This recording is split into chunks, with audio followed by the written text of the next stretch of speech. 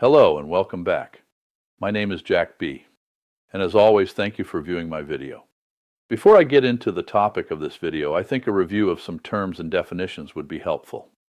The essential meaning of the terms we use in life are very important. Often, we are not aligned with our thoughts in discussions because we really do not understand the meaning of the terms we use. The terms democratic socialism and social democracy are sometimes used interchangeably, but there is a very distinct difference. Social democrats want to regulate and reform capitalism. They support utilizing robust social safety nets, high taxes, and strong labor laws to balance the scales. They generally accept the existence of a capitalist market economy, as do many world countries. Democratic socialists want to ultimately replace capitalism. While they work within the current democratic framework to achieve short-term reforms, their end goal is an economy where the working class collectively owns the means of production and government. Democratic Socialists of America are a direct threat to American capitalism. The other terms are socialism and communism. The goal of both socialism and communism is to eliminate capitalism and the inequalities it causes by placing the production of wealth into the hands of the working class. Basically, socialism is an economic and political philosophy that advocates for resources to be managed or directed by the government or worker cooperatives to serve community needs. True communism is the final, fully realized phase envisioned by Marx, in which social classes, money, and the state have entirely disappeared.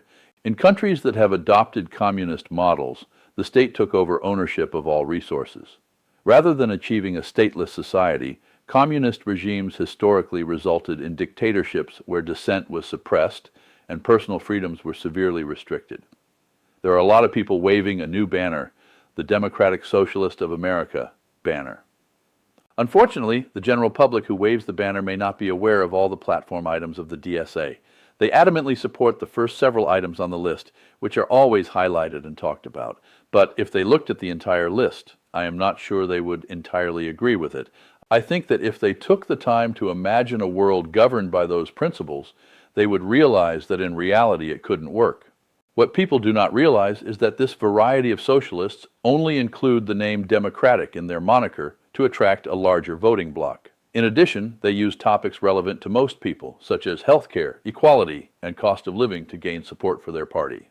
Most of the information pertaining to the DSA used in this video was obtained from their website, DSA.com, and the links provided therein. The Democratic Socialists of America, DSA, was created in 1982 through a merger of two far left-wing organizations, the Democratic Socialist Organizing Committee and the New American Movement. DSA realizes they cannot create a separate standalone party at this time. DSA members operate in a symbiotic manner, frequently running for office on the Democratic ballot line. By doing this, the DSA hopes to subsume the current Democratic platform by building political coalitions and using popular social topics to lure unsuspecting voters to their side. Unfortunately, most American voters do not know or understand the entire DSA platform or their long-range goals. The DSA uses subject matter and rhetoric that attracts people.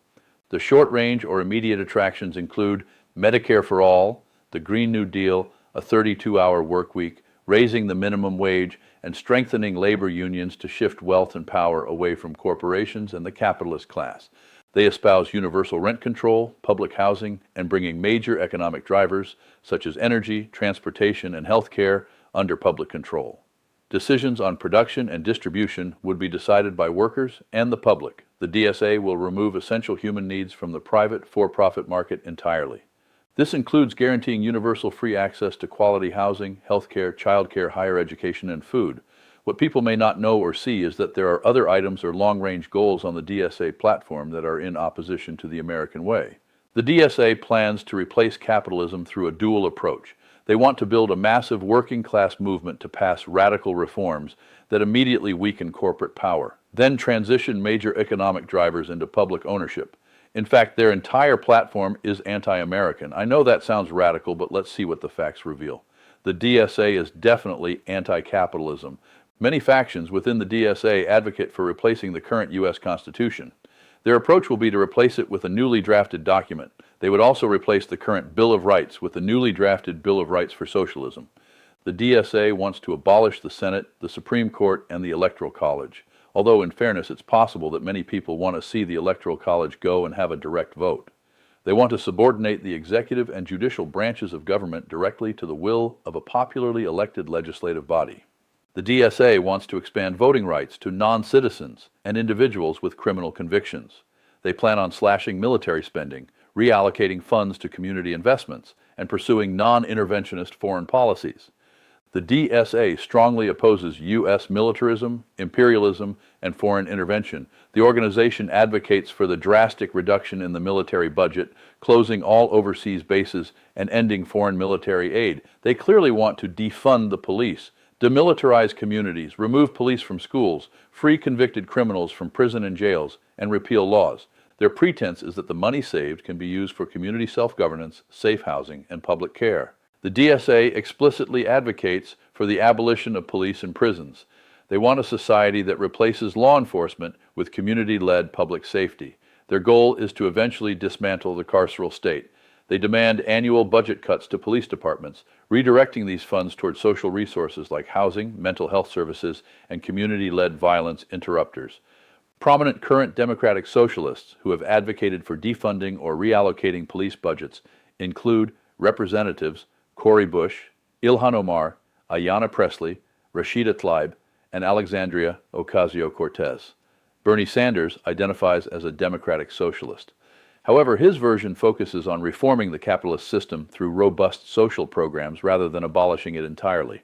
More Democratic Socialist platforms items include border abolition.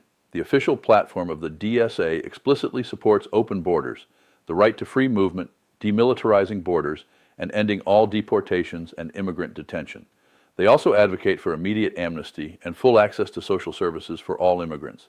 To transition fully to open borders, some advocate abolishing agencies like ICE, decriminalizing border crossings, expanding asylum rights, and ensuring equal labor protections for undocumented workers.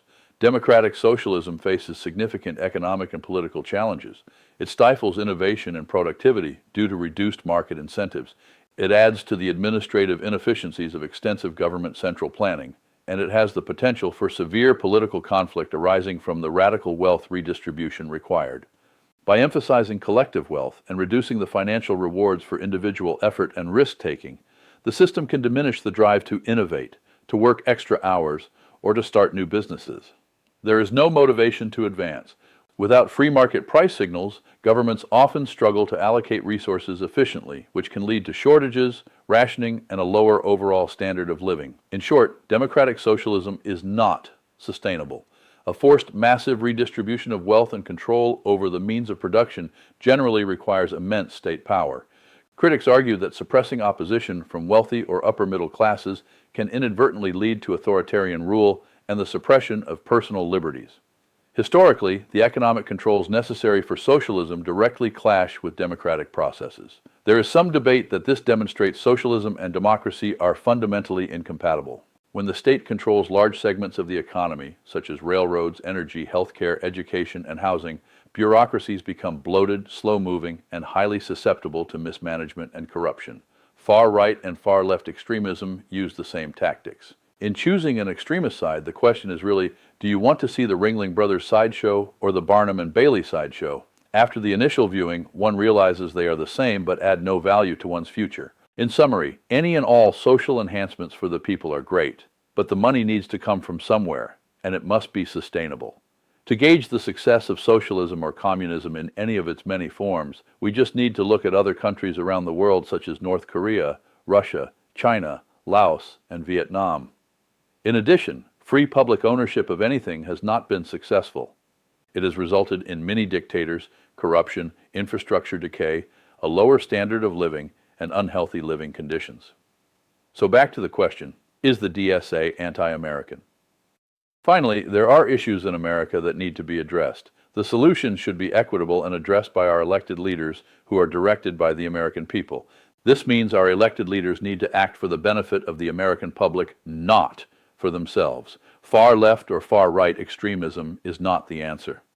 Well, these are my thoughts for today. And again, whether you agree or disagree, please verify the information presented. Thank you. And until next time, take care and be safe. Hindi naman, hindi naman. Apa di gimana? Ba, tigri apa lu bicara? Ini di mana zaman? Mana?